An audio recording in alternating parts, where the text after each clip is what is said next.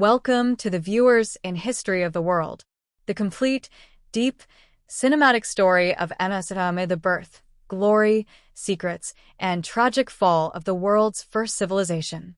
Ultimate long version. The beginning, when the world was empty. There was a time when Earth had no cities, no kings, no soldiers, no laws. Humans lived in small groups, hunting animals, gathering fruits, moving from one place to another. The world was wild, quiet, primitive. Then came a land that changed everything. A land between two unpredictable rivers, the Tigris and the Euphrates. These rivers flooded uncontrollably, sometimes gently, sometimes violently. But something magical happened. When the water went back, it left behind black, rich soil, the most fertile land humans had ever seen. This land would become the cradle of civilization. This land was Mesopotamia. Why did people settle here? The real reasons. At first, early humans feared the rivers. The floods were destructive. They lost huts, food, animals. But slowly they learned a secret. Floods meant food. Food meant life. The people realized that if they could control the rivers, they could create endless harvests. No more wandering. No more hunger. So they built the first irrigation canals in human history. Water could now be brought exactly where needed. And with that, villages became towns. Towns became cities, and cities became civilizations. The rise of Sumer, where civilization was born. The southern part of Mesopotamia, Sumer, became the birthplace of everything modern. People built the world's first stone and mud brick houses, the first temples, the first administrative buildings, and eventually the first true city-states. Among these cities, one stood above all: Uruk. Uruk was unlike anything the world had seen. With more than 50,000 people, it was the first megacity.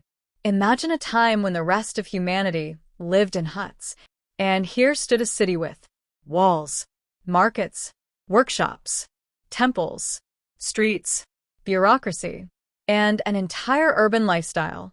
Uruk became the symbol of human advancement, the invention that changed history, writing. The growing cities needed records. Who owns land? Who bought grain? How many goats were traded? What taxes were paid? Memory was not enough. So Sumerian priests created cuneiform writing, the first written language on Earth. At first, it was simple pictures, then symbols, then full sentences. Writing changed everything. It ended the age of forgetting. It began the age of history. Without Mesopotamia, there would be no recorded past. The role of religion. Gods who controlled everything. Life was unpredictable. Floods, droughts, storms, diseases. People believed these were signs from the gods. Each city had its own god and its own ziggurat, massive temple towers rising like mountains.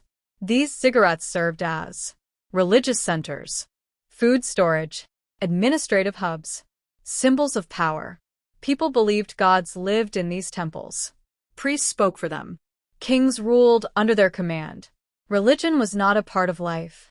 It controlled life. Why Mesopotamian cities fought constantly? Mesopotamia had many strong cities. Uruk, Lagash, Kish, Eridu. But there was one problem. They were too close to each other. Same rivers, same farmland, same resources. Every city wanted to control the canals, and whoever controlled the water controlled life. So wars began. And these wars lasted hundreds of years. This endless internal fighting would later destroy Mesopotamia from the inside.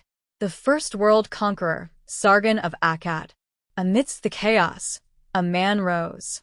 A man who changed the world forever. Sargon of Akkad. He was not a noble. He was not born in luxury. He was found floating in a basket on a river, much like the story of Moses. He became a servant, then a warrior, then a king, and finally, a conqueror. Sargon united all the Sumerian cities, forming the first true empire in human history. His empire stretched across the Middle East. For the first time, one ruler governed different cultures, languages, and peoples. He created the first standing army, the first postal system, the The first uniform weights and measures. The first true political administration. The world had never seen such power. Why the Akkadian Empire fell. Sargon's empire grew too large too fast.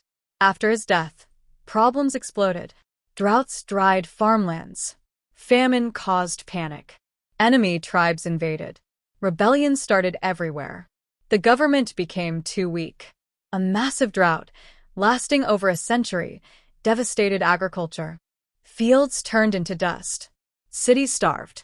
By 2150 BC, the great empire of Akkad collapsed like a dying giant. Babylon rises, the age of law and order. Centuries later, a powerful city rose to dominance, Babylon.